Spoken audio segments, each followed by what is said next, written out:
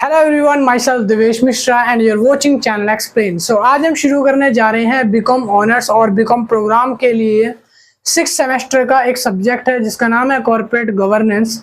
Corporate governance का chapter number 5 आज हम इस वीडियो में कवर करने जा रहे हैं। इससे पहले के चैप्टर अगर आपने नहीं देखे तो डिस्क्रिप्शन में मैंने पूरे 4 चैप्टर्स अपलोड कर दिए हैं और डिस्क्रिप्शन में पूरी प्लेलिस्ट का लिंक डाल दिया है, तो वहां जाकर आप बाकी के सारे 4 चैप्टरों को देख सकते हो। आज की वीडियो में हम चैप्टर नंबर 5 को करने जा रहे हैं कंप्लीट। और एक चीज मैं बता दूं, अगर किसी भी स्टूडेंट को नोट्स वगैरह बाय करने हैं इस बुक के, तो कॉर्पोरेट गवर्नेंस की बुक के नोट्स वगैरह बना के हमने रेडी कर दिए हैं। अगर आपको नोट्स बाय करने हैं ना, तो भाई उसके लिए व्हाट्सएप पे कांटेक्ट करना पड़ेगा। ये नंबर है व्हाट्सएप का और डिस्क्रिप्शन में भी मैंने अपना नंबर डाल दिया है, तो व्हाट्सएप पे जाकर आप मैसेज कर देना कि सर हमको नोट्स की पीडीएफ बाय करनी है, जो प्राइस है मिनिमम वो बता दो। तो मिनिमम प्राइस जो भी होगा वैसे 150 रुपीज है, जाके आप वहां से पता कर सकते हो। तो नोट्स वहां से आप जाके बाय कर सकते हो व्हाट्सएप से कांटेक्ट करके। सॉफ्ट कॉपी पीडीएफ है, सारे चैप्टर्स होंगे नोट्स में। जो भी बच्चा लेना चाहता है, परचेज करना चाहता है, जाके ले सकते हो ऑल चैप्टर्स, ठीक है। तो चलिए शुरू करते हैं आज का चैप्टर नंबर 5 जिसका नाम है international codes of corporate governance. देखो भाई, आज का चैप्टर मैं शुरू करूं उससे पहले आपको बता दूं, अगर आपने मेरा चैप्टर नंबर 4 नहीं देखा जिसमें मैंने स्कैंडल्स पढ़ाया था कॉर्पोरेट गवर्नेंस के अंदर क्या स्कैंडल्स है, तो फिर आपको चैप्टर 5 का समझ नहीं आएगा कि ये स्कैंडल्स के बाद का चैप्टर है। तो सबसे पहले आपको जाना है डिस्क्रिप्शन में, प्लेलिस्ट में चैप्टर नंबर 4 वॉच करके आओ, उसके बाद 5 देखो, क्योंकि उसके आगे अगला चैप्टर है। ये रिलेटेड चैप्टर है दोनों, 4 और 5। तो 4 नहीं देखा तो 5 नहीं समझ आएगा, मैं पहले बता दूं।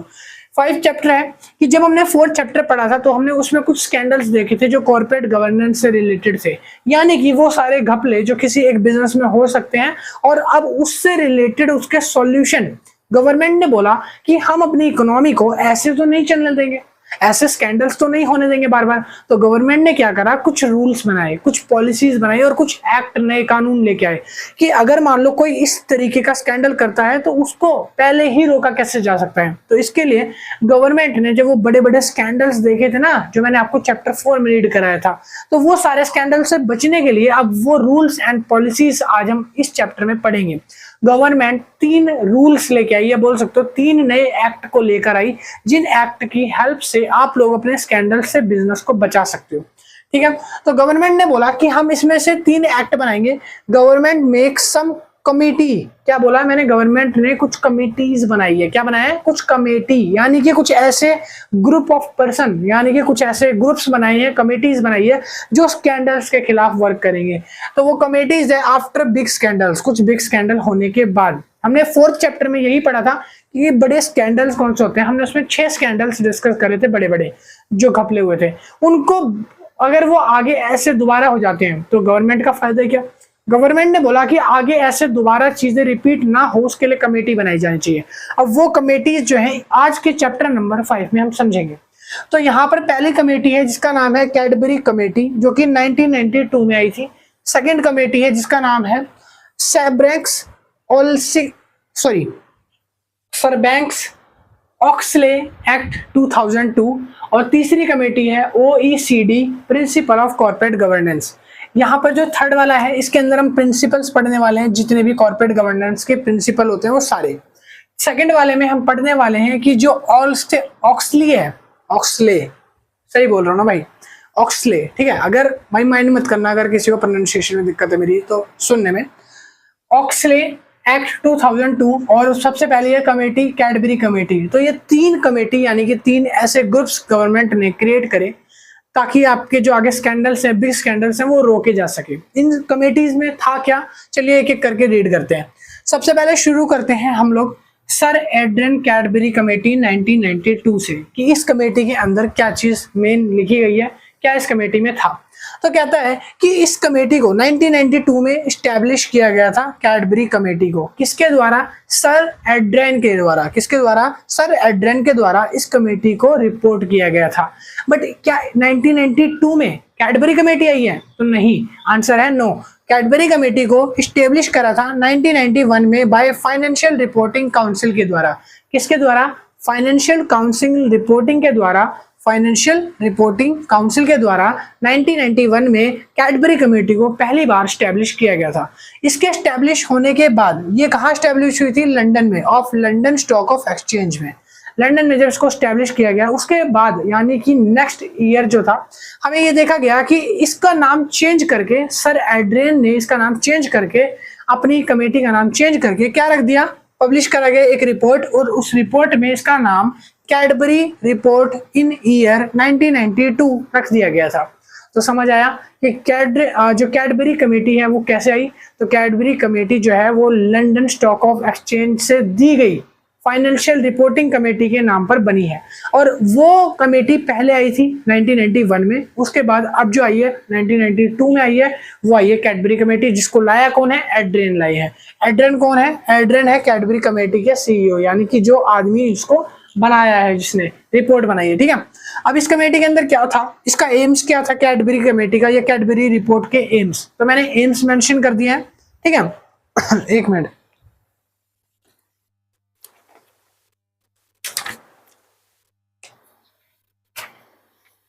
हाँ,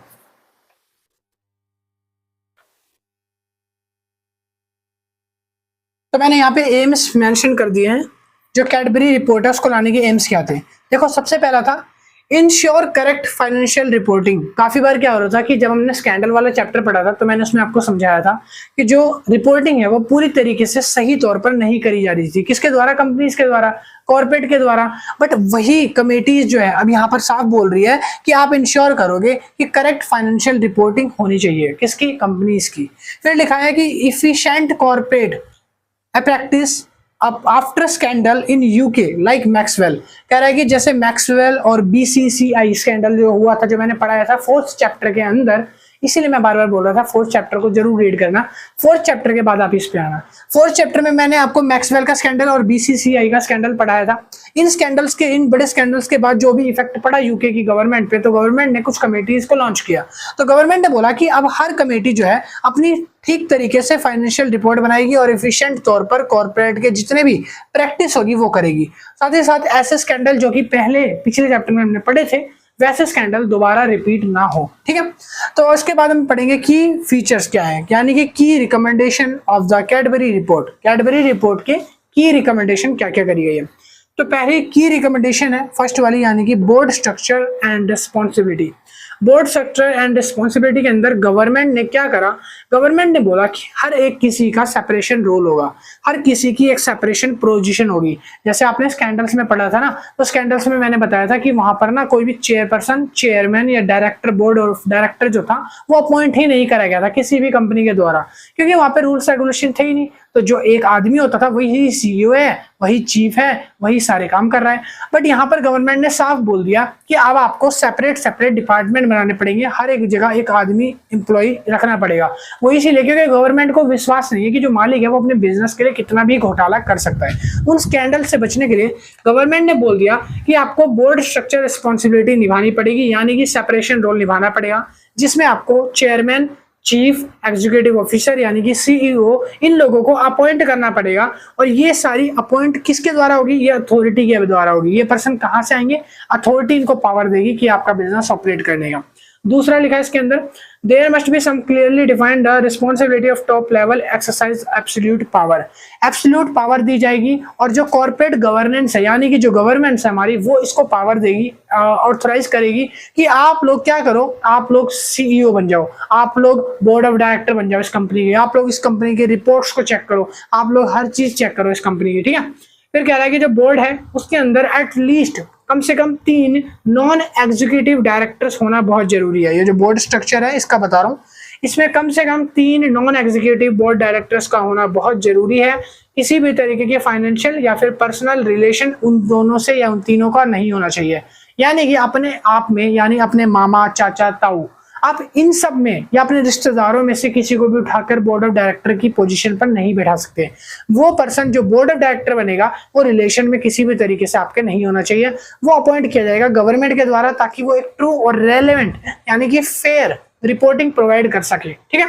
सेकंड आता है नॉन एग्जीक्यूटिव डायरेक्टर। सेकंड है नॉन एग्जीक्यूटिव डायरेक्टर। इसमें लिखा है कि जो भी इंडिपेंडेंट आदमी होगा नॉन एग्जीक्यूटिव डायरेक्टर का, should be interest and country appointed by the professor and duties. कह रहा है उसको अपनी सारे ड्यूटीज और अपने जितने भी रोल हैं परफॉर्म जो उसको करने हैं वो सारा कुछ पता होना चाहिए। किसके द्वारा ऑथराइज करा गया होगा, वो गवर्नमेंट के द्वारा। फिर कहता है कि जितने भी पार्टिसिपेशन रोल होते हैं या जितने भी ऑडिट होती हैं, रेमुनरेशन कमेटीज होती है या बोर्ड कमेटीज होती है, उन सब में एक सिग्निफिकेंट रोल होना चाहिए नॉन एग्जीक्यूटिव डायरेक्टर्स का। ठीक है, अगला पॉइंट आता है फाइनेंशियल रिपोर्टिंग एंड कंट्रोल्स क्या होते हैं। Third point, financial reporting and controls. Third point कह रहा है it is the required to audit committee and company जो होनी चाहिए वो कम से कम at least 3 independent non executive directors को अपॉइंट करेगी ऑडिट कमेटी के लिए। पहले क्या होता था, जो स्कैंडल्स वाले केस आए थे, हमने जो पढ़े थे मैक्सवेल के और बीसीसीआई के, यहाँ पर ऑडिट कमेटीज नहीं होती थी, वो ऑडिट करते ही नहीं थे, जिसकी वजह से वो अपने एक्चुअल प्रॉफिट एंड लॉस को नहीं शो करते थे। बट अब बोल दिया कि ऑडिट कमेटी होनी चाहिए। ऑडिट कमेटी होगी तो ट्रू एंड फेयर रिलेवेंस आपकी रिपोर्ट आएगी सामने। फिर अगला पॉइंट आता है फोर्थ पॉइंट, अगला पॉइंट है उसके बाद कहता है कि जितने भी कोड हैं वो फॉलो किए जाएंगे, किसके द्वारा, फाइनेंशियल रिपोर्टिंग के द्वारा, और जितने भी प्रैक्टिसेस हैं, एनुअल रिपोर्ट्स हैं, उसको भी कोड फॉलो किया जाएगा, गवर्नमेंट की अप्रोच से किया जाएगा, और गवर्नमेंट उसको चेक करेगी बाद में कि क्या एक्सप्लेन किया गया है रिपोर्ट्स वगैरह में। अगला पॉइंट है अकाउंटेबिलिटी एंड ऑडिट। ये रहा ऑडिट एंड अकाउंटेबिलिटी। इसका मतलब क्या है, गवर्नमेंट ये श्योर करेगी कि आपकी जो बैलेंस फिगर है असेसमेंट की या जो फाइनेंशियल पोजीशन आपने दिखाई है बैलेंस शीट में, वो एक तरीके से रीजनेबल होनी चाहिए, इन फ्यूचर वो बिल्कुल रिलेवेंट होनी चाहिए। ठीक है, उसके बाद लिखा गया है क्या रोल ऑफ डायरेक्टर है, जो रोल ऑफ डायरेक्टर है वो इंप्रूव करेंगे कंपनी की फाइनेंशियल स्टेटमेंट्स को, ऑडिट्स वगैरह चेक करेंगे, ये सब। फिर अगला पॉइंट आता है सैरबेन्स-ऑक्सले एक्ट 2002। इस बार मैंने करेक्ट बोला है। अगला पॉइंट है सैरबेन्स-ऑक्सले एक्ट 2002। ये 2002 जो सैरबेन्स-ऑक्सले एक्ट है, इसको भी अपॉइंट किया गया था गवर्नमेंट द्वारा। मैंने 3 कमेटी बताई। पहली कमेटी कैडबरी, वो हमारी हो चुकी है। सेकंड कमेटी पे आ चुके हैं ऑक्सले एक्ट 2002। ऑक्सले एक्ट क्या कह रहा है, कह रहा है is a federal law by USA. कह रहा है ये यूएसए यानी यूनाइटेड स्टेट्स ऑफ अमेरिका, इनके द्वारा दिए गए एक कानून है जो इंडिया में आज फॉर्मुलेट हो रहा है। कह रहा है यहाँ पर कुछ टॉप कंपनीज जो पकड़ी गई थी, जैसे कि एनरॉन और वर्ल्ड कंपनी स्कैंडल्स में, इन लोगों को ध्यान में रखते हुए गवर्नमेंट ने कुछ ऐसे रूल्स बनाए जिसके अंदर हमने ये देखेंगे कि कौन कौन से रूल्स हैं जो गवर्नमेंट बना रही है स्कैंडल से बचने के लिए। तो उसको हमने डाला है ऑक्सले एक्ट 2002 के अंदर। ठीक है, तो इसके ऑब्जेक्टिव्स हम पढ़ लेते हैं। यहां पर मैंने लिखा है it's design for increasing accuracy. ये जो ऑक्सले एक्ट है ना, इसको डिजाइन क्यों करा गया है, इसको डिजाइन इसलिए करा गया है कि हमारी बुक्स में एक्यूरेसी बनी रहे, हमारी बुक्स जो है वो रिलेवेंट हो, रिलायबल हो, कॉन्फिडेंस रिपोर्ट हो, जिसमें हम विश्वास कर सके, भरोसा कर सके, और हमारी कंपनी के जो इन्वेस्टर्स है या जो स्टेक होल्डर्स है या शेयर होल्डर या डिवेंचर होल्डर्स है, तो उन लोगों को हमारी कंपनी पे एक विश्वास रहे कि हमारी कंपनी कभी भी फ्रॉड नहीं करेगी। तो इसीलिए ऑक्सले एक्ट बनाया गया था कि हमारी रिपोर्ट्स एक्यूरेसी रिलायबल होनी चाहिए, पिछली तरह स्कैंडल्स नहीं होनी चाहिए। ठीक है, अगला पॉइंट है objectives of Oxley report 2002। Objectives क्या है, पहला ऑब्जेक्टिव्स है इंक्रीज करेक्टनेस। पहला पॉइंट क्या है, इंक्रीज करेक्टनेस, कि आपकी इंफॉर्मेशन जो भी आपने कंपनी की इंफॉर्मेशन डिस्क्लोज करी है, डिस्क्लोज यानी कोई भी इंफॉर्मेशन जो आप प्रोवाइड कर रहे हो वो एक्चुअल में ट्रू होनी चाहिए। कह रहा है आप प्रोटेक्टिंग कर सकते हो अपने इन्वेस्टर्स को, फाइनेंशियल स्टेटमेंट्स के जरिए आप अपने फ्रॉड से या किसी भी फाइनल रिपोर्टिंग से उनको फ्रॉड वगैरह से बचा सकते हो इन्वेस्टर्स को। फिर थर्ड पॉइंट लिखा है कि आप रिस्पॉन्सिबिलिटी लीजिए कि जो एग्जीक्यूटिव्स हैं आपके बोर्ड ऑफ मेंबर ही होने चाहिए। ठीक है, और फोर्थ पॉइंट है कि आप इंप्रूव करोगे इंटरनल कंट्रोल्स को, जिससे कि फाइनेंशियल कंट्रोल्स को बनाने में या प्रिपरेशन करने में प्रॉब्लम ना आए। ठीक है, चलिए जी, अगला पॉइंट आता है की provisions of Oxley act 2002। Oxley act के की प्रोविजन क्या रहे थे, गवर्नमेंट ने ऑक्सले एक्ट को क्या क्या प्रोवाइड करे थे प्रोविजंस। ठीक है, पहला है कि आप ये उन्होंने बोला था गवर्नमेंट ने कि आप इसको पैकोब बोलोगे, इसको क्या बोलोगे, पैकोब, यानी कि गवर्नमेंट ने इसको स्टेब्लिश करते time public company accounting oversight board नाम से जारी करा था। इसका काम क्या था, इसका काम यही था कि आपकी ऑडिटिंग एक्टिविटीज को टाइम टू टाइम चेक करना, रेगुलेट करना, पॉलिसीज बनाना और इम्प्रूवमेंट करना कि आपकी जो ऑडिट है वो इंटीग्रिटी हुई है या नहीं हुई है। तो इसको पैकोब बोला जाता है, public company administration of board. ठीक है, ओवरसाइट ऑफ बोर्ड। अब देखो अगला पॉइंट आ जाता है कि इसके अंदर लिखा है कि जितने भी तरीके के इन्वेस्टिगेशंस हैं जो कि चेक किए जाएंगे, कंप्लायंसेस वगैरह कंपनी के, फर्म के एज वेल, वो सारे के सारे फेयर बेसिस पे होने चाहिए। ठीक है, नेक्स्ट पॉइंट आता है second, responsibility given to the corporate executives. Corporate executives को गवर्नमेंट ने हायर करा, किसमें, ऑक्सले एक्ट 2002 में। क्यों हायर करा? इसीलिए क्योंकि इसके अंदर 2 सेक्शंस भी डाले गए हैं। एक है सेक्शन नंबर 302 और एक है सेक्शन नंबर 906। मैं लिख देता हूं इसके ऊपर ताकि आपको याद रहे। इसके सेक्शन 302 और सेक्शन नंबर 906। तो ये दोनों सेक्शंस हैं responsibility given by corporate governance. तो इन दो सेक्शनों में क्या लिखा हुआ है? अब इसमें लिखा है कि इंटरनल कॉर्पोरेट पॉलिसीज जो बनाई जाएंगी वो सीईओ बनाएगा या सीएफओ बनाएगा, ठीक है।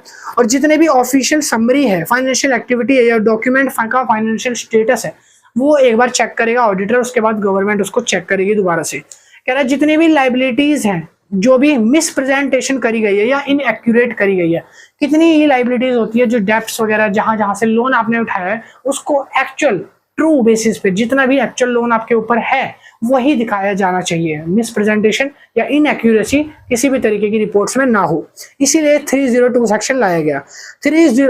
सेकंड सेक्शन है 906 इसी का है। 906 में लिखा है कि जितने भी मिसलीडिंग या फ्रॉडेंटल एक्टिविटीज है उसके प्रति आपको क्रिमिनल पेनल्टीज पे करनी पड़ेगी।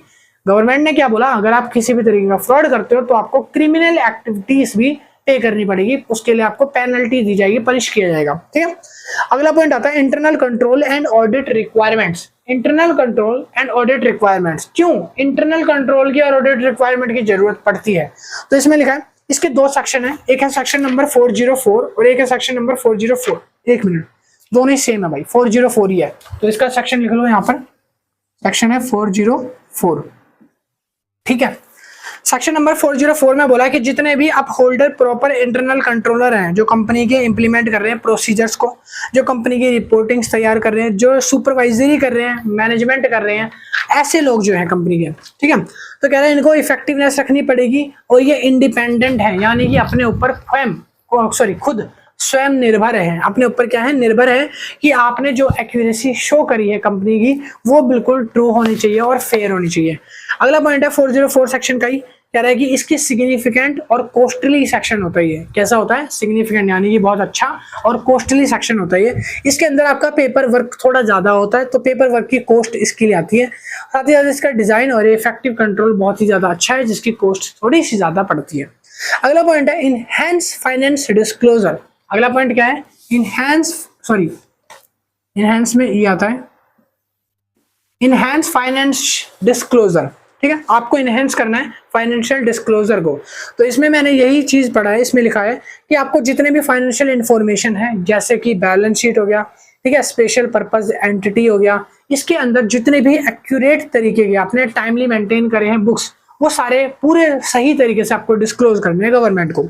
इसके अंदर लिखा है जितने भी एब्सोल्यूट रिस्ट्रिक्शंस हैं, यानी कि आपने कोई भी कॉन्फिडेंशियल छुपाया तो नहीं है, आपने जितनी भी चीजें प्रूफ करी है वो सारी कंप्लीट होनी चाहिए, इनकम्प्लीट तो नहीं है, कोई मिसलीडिंग चीज तो नहीं है जो आपने कुछ छुपा ली हो अपने क्लाइंट से, या क्लाइंट से कुछ ऐसी चीजें जो आपने कभी डिस्कस नहीं करी हो, तो वो नहीं होना चाहिए। यहाँ पे पूरी तरीके से डिस्क्लोजर होना चाहिए, ठीक है। अगला पॉइंट है 5, कह रहा है independence of a auditor. Independence of a auditor, इसका मतलब है कि जब भी आप कोई ऑडिट करेंगे या फिर ऑफरिंग ऑडिट करेंगे, ऑडिट या नॉन ऑडिट की सर्विस प्रोवाइड करेंगे अपने क्लाइंट को, तब आपको उसके कॉन्फ्लिक्ट और उसके इंटरेस्ट को भी देखना है। उसके कितने कॉन्फ्लिक्ट्स हैं, कहाँ कहाँ वो डूब रहा है, कहाँ कहाँ बिजनेस लॉस में जा रहा है, वो सारा उसको समझाना पड़ेगा। साथ ही साथ उसके इंटरेस्ट जो है वो भी उनको बताना पड़ेगा। कह रहा है इसके साथ साथ कंपनी ने एक 5 साल के पीरियड का टाइम भी दिया है ऑडिट पार्टनर को कि आप अपने तरीके से इंडिपेंडेंटली आजाद रहकर पूरी अच्छे तरीके से कंपनी की ऑडिट 5 साल के पीरियड के अंदर कंप्लीट कर रहे हैं। उसके बाद अगला पॉइंट है विसल ब्लोअर प्रोटेक्शन। देखो विसल ब्लोअर वो लोग होते हैं, मैंने आपको चैप्टर 3 में पढ़ाया था, विसल ब्लोअर यानी कि वो लोग जहां कोई गलत काम होता है या रॉन्ग डूइंग होती है वहां वो एकदम से अलर्ट हो जाते हैं। वो कंपनी के वो लोग होते हैं जो रॉन्ग डूइंग को बर्दाश्त नहीं कर सकते। तो इस तरीके के जो विसल ब्लोअर है उनकी निगरानी में आने से बचाता है आप लोगों को कॉर्पोरेट गवर्नेंस का एक्ट, कौन सा? ऑक्सले 202, ठीक है, 2002 2002। तो विसल ब्लोअर से प्रोटेक्शन देता है आपको, ठीक है, यानी कि कोई भी आप रॉन्ग डूइंग नहीं कर सकते ताकि विसल ब्लोअर आपके पीछे पड़े। अगला पॉइंट आता है क्रिमिनल पेनल्टीज फॉर फ्रॉड। अगर आपकी कोई फ्रॉडिंग एक्टिविटीज है तो आपको क्रिमिनल पेनल्टीज के अंदर पनिश किया जाएगा। आपके ऊपर स्ट्रिक्ट पेनल्टीज और सिक्योरिटी का फ्रॉड वगैरह के लॉज वगैरह लगाए जाएंगे, चार्ज लगाए जाएंगे। आपके डिस्ट्रॉय कर दिए जाएंगे डॉक्यूमेंट्स और आपके मिसकंडक्ट फॉर्म की वजह से आपको पेनल्टी पनिश किया जाएगा। फिर लिखा है आपके ऊपर नई पेनल्टी भी लगाई जा सकती है जो कि टॉप एग्जीक्यूटिव के द्वारा लगाई गई होंगी अगर आपके रिकॉर्ड्स में भी कोई मिसलीडिंग या मिसगाइडिंग पाई जाती है। आपके जितने भी ऑब्स्ट्रक्शंस होंगे वो इन्वेस्टिगेट किए जाएंगे और इन्वेस्टिगेशन में अगर पता चलता है आप फ्रॉड हो तो आपको पनिश किया जाएगा। अगला लिखा है इम्पैक्ट ऑन लेगेसी। अब इसका इम्पैक्ट ऑक्सले कमेटी का इम्पैक्ट, ये जो ऑक्सले कमेटी बनाई गई है ताकि आप किसी भी तरीके का फ्रॉड ना कर सको, इसका इम्पैक्ट लेगेसी पे क्या क्या पड़ता है उसके 4 पॉइंट है जो मैंने मेंशन करे हैं। 4 पॉइंट ये रहे, हेल्ड कॉर्पोरेशन अकाउंटेबल होता है। इसके बाद लिखा है इंप्रूविंग इन्वेस्टर्स, इन्वेस्टर इंप्रूव होते हैं। हाई कंप्लाइंसेस कॉस्ट, कॉस्ट की कंप्लाइंसेस हाई होती है क्योंकि री इन्वेस्टिगेशन वगैरह पेपर वगैरह चेक करना होता है, डॉक्यूमेंट वर्क ज्यादा होता है जिसकी वजह से पेपर कॉस्ट आती है। फिर लिखा है उसके बाद ग्लोबल इंपैक्ट इसका अच्छा होता है। ठीक है, तो ये थे आपके सारे पॉइंट्स। तो 2 टॉपिक क्लियर हो गए हैं अभी तक। कितने टॉपिक हो गए हैं? 2। पहला हमने पढ़ लिया कैडबरी 1992, उसके बाद दूसरा पढ़ लिया 2002 ऑक्सले एक्ट। ठीक है, सर्वेंट्स ऑक्सले एक्ट 2002।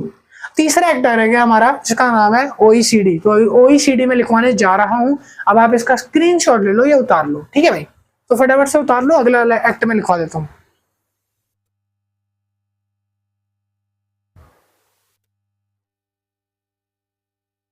चलिए रीड करते हैं अपना नेक्स्ट पार्ट। अब हम अगले पार्ट में रीड करेंगे OECD के बारे में, यानी कि प्रिंसिपल्स ऑफ कॉर्पोरेट गवर्नेंस। देखो, प्रिंसिपल्स मतलब होते हैं कि वो सिद्धांत जिनके ऊपर एक बिजनेस या एक कंपनी जो है वो खड़ी रहती है और चलती है। तो गवर्नमेंट ने कुछ ऐसे OECD निकाले हैं, या कह सकते हो गवर्नमेंट ने कुछ ऐसे पिलर निकाले हैं, कुछ ऐसे की कॉन्सेप्ट्स बताए हैं जिसके ऊपर बिजनेस सही तरीके से चल सकता है। तो उसको बोलते हैं OECD, यानी कि organisation for economic corporation and development. कि एक ऑर्गेनाइजेशन का इकोनॉमिक कॉर्पोरेशन कैसा रहेगा, इकोनॉमिक के साथ किस तरीके से व्यवहार रहेगा, और साथ ही साथ उसके डेवलपमेंट जो है एक बिजनेस का कैसे रहेगा। तो ये डिसाइड करती है OECD। OECD को 1999 में लेकर आया गया था और उसके बाद इसका 2004 के अंदर, यानी कि 2004 मतलब कि 6 साल के बाद रिवाइज OECD हुआ था, यानी कि अमेंडमेंट्स आई थी इसमें और इसको थोड़ा सा एक्सचेंज कर दिया गया था। थोड़े से इसके रूल्स और पॉलिसीज को और ज्यादा अच्छे नियम कानून बनाए गए थे। तो OECD के वो 6 कौन कौन से मेन स्ट्रक्चर हैं जो किसी कंपनी में, ऑर्गेनाइजेशन में हेल्प करते हैं उसको ऑपरेट करने के लिए। तो इसके वो 6 पिलर्स हैं। पहला आता है ensure the basis of effective corporate governance framework. इसमें पहला पॉइंट है ये वाला, कौन सा है? ये रहा, ensure the basis for a effective corporate governance, CG framework. ठीक है, तो इसके अंदर लिखा है कि जितने भी तरीके के फ्रेमवर्क कॉर्पोरेट गवर्नेंस में बनाए जाएंगे वो इफेक्टिवनेस होने चाहिए, हर किसी को उसे फॉलो करना पड़ेगा, और जितने भी लीगल फ्रेमवर्क होंगे वो सारे के सारे कैसे होंगे? रेगुलेटरी होंगे, यानी कि रेगुलर बेसिस पर उसको टास्क को परफॉर्म किया जाएगा। फिर इसमें लिखा है कि जो रेगुलेशंस होती है उनको इम्प्लीमेंटेशन जब करा जाएगा, साथ ही साथ उसको इन्फोर्स भी किया जाएगा सुपरवाइजर के द्वारा या बोर्ड ऑफ डायरेक्टर द्वारा या कमेटी द्वारा। जो भी लोग हैं जिसको जो रिस्पॉन्सिबिलिटीज मिली हैं वो सारे इफेक्टिव तौर पर कॉर्पोरेट गवर्नेंस में काम करेंगे। ठीक है, इसके साथ लिखा है कि जितना भी बर्डन है कंपनी के ऊपर वो सारा का सारा डिस्ट्रीब्यूट कर दिया जाएगा डिविजन्स में, यानी कि लोगों के अंदर बांट दिया जाएगा, जिससे कॉर्पोरेट गवर्नेंस में किसी एक पब्लिक के ऊपर या एक सेक्टर के ऊपर इतना बर्डन ना आए, और दूसरी चीज की कंपनी में ट्रांसपेरेंसी बनी जाए। ठीक है, सेकेंड पॉइंट आता है protect of right and fair treatment of share holder and major ownership. ठीक है, तो सेकंड पॉइंट कहता है कि यहाँ पर जितने भी प्रोटेक्शन है, जितने भी राइट्स हैं वो शेयर होल्डर को या फिर उसके कंपनी शेयर होल्डर हैं, सप्लायर हैं, ऑफिसर्स हैं या सबॉर्डिनेट्स हैं, उनको दिया जाना चाहिए। कंपनी जब अपनी फेयर ट्रीटमेंट करेगी शेयर होल्डर्स के प्रति, अपने राइट्स का यूज करेगी और उनको उनके राइट्स का पालन करने देगी, तो इससे क्या होगा? कंपनी की ऑनरशिप बढ़ेगी, कंपनी के फंक्शंस जो है वो डिले नहीं होंगे, कंपनी अच्छे तरीके से रन कर पाएगी। इसमें बताया गया है कि जो शेयर होल्डर्स होते हैं उनके पास कुछ राइट्स होते हैं, वो अपने राइट्स का यूज कर सकते हैं खुद को प्रोटेक्ट वगैरह करने के लिए। फिर लिखा है जो लीगल फ्रेमवर्क होता है शेयर होल्डर्स का वो नॉट डिस्क्रिमिनेटिव होता है, यानी कि दोनों के साथ एक समान व्यवहार करना। कंपनी जो है हर किसी के साथ समानता का व्यवहार करे, चाहे वो शेयर होल्डर हो चाहे वो कोई दूसरी क्लास का हो। क्लास का मतलब ऐसा शेयर होल्डर जिसके पास ज्यादा शेयर्स है और एक ऐसा शेयर होल्डर है जिसके पास कम शेयर्स है, दोनों के साथ एक मेजोरिटी में काम करे। ठीक है, तीसरा आता है हाँ, तो थर्ड पॉइंट क्या कह रहा है, institutional investors, stock market and other intermediaries. यह रहा थर्ड पॉइंट आपका, institutional investor, stock market and other intermediaries होते हैं। इंटरमीडिएटरीज का मतलब होता है बिचौलिए, जो कंपनी में मिडल मैन की तरह काम करते हैं। तो कंपनी में बताया गया है कि जितने भी इन्फ्लुएंसर हैं या कितने ही इन्वेस्टर्स हैं, जो इंस्टीट्यूशनल इन्वेस्टर्स हैं, जो कंपनी में पैसा इन्वेस्ट करना चाहते हैं, वो हो गया, या स्टेक होल्डर्स हो गया, या ऐसे जो भी कॉर्पोरेट गवर्नेंस प्रैक्टिसेस ऐसे जो लोग हैं, उनको कंपनी में एक अच्छा खासा नाम, स्टॉक्स और प्रोबेबिलिटी चांस है कि उनको अच्छी तरीके से ट्रीट किया जाना चाहिए। फिर लिखा है इंस्टीट्यूशनल इन्वेस्टर्स जो होने चाहिए, उनके पास गवर्नेंस के जितने भी राइट्स वगैरह, जैसे प्रॉक्सी वोटिंग हो गया, और जितनी भी डील्स या कॉन्फ्लिक्ट्स हैं गवर्नमेंट के कॉर्पोरेट गवर्नेंस से रिलेटेड, वो सारे उनके पास तक होने चाहिए।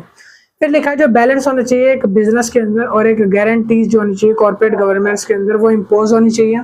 साथ ही साथ जो इन्वेस्टर्स हैं उनके पास एक मिनिमम रिस्क होना चाहिए। मिनिमम मतलब होता है कि कम से कम रिस्क उनके पास हो, ज़्यादा रिस्क ना हो। जितने भी प्रॉक्सी एडवाइजर हैं वो सारे इस पर एजेंसीज वगैरह वो ट्रांसपेरेंट होनी चाहिए, यानी कि जो काम करा जा रहा है वो एकदम ट्रांसपेरेंट तरीके से करा जाए।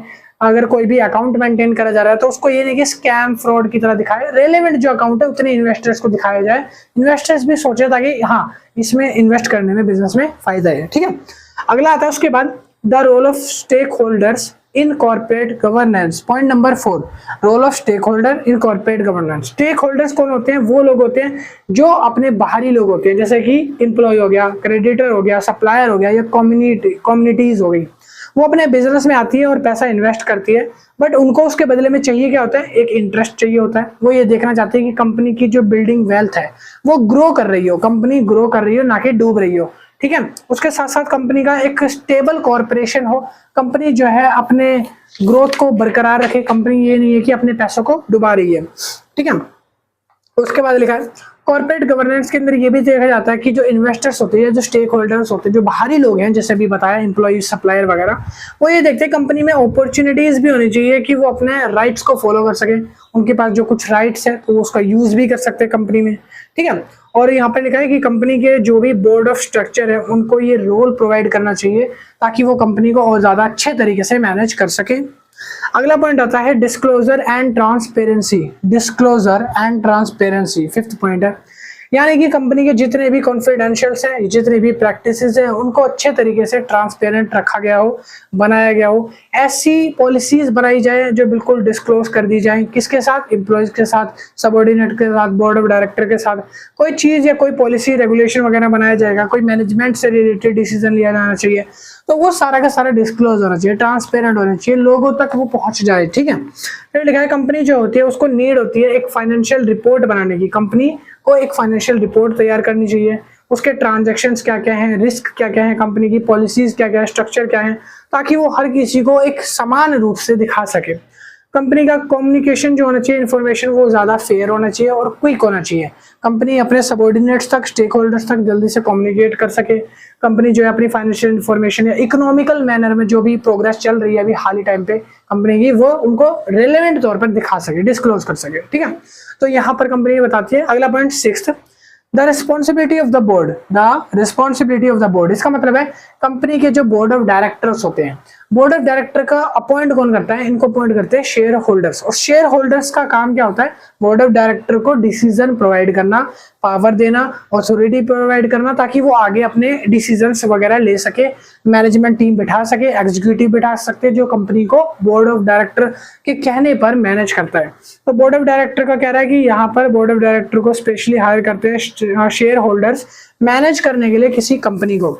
और बोर्ड ऑफ डायरेक्टर का काम यह है कि बोर्ड ऑफ डायरेक्टर को पूरी तरीके से इन्फॉर्म करना पड़ता है कि कंपनी में क्या गुड है, क्या बैड है, जितने भी डिलीगेंट एक्शन है वो सारे स्टेक होल्डर्स को बताए जाएं।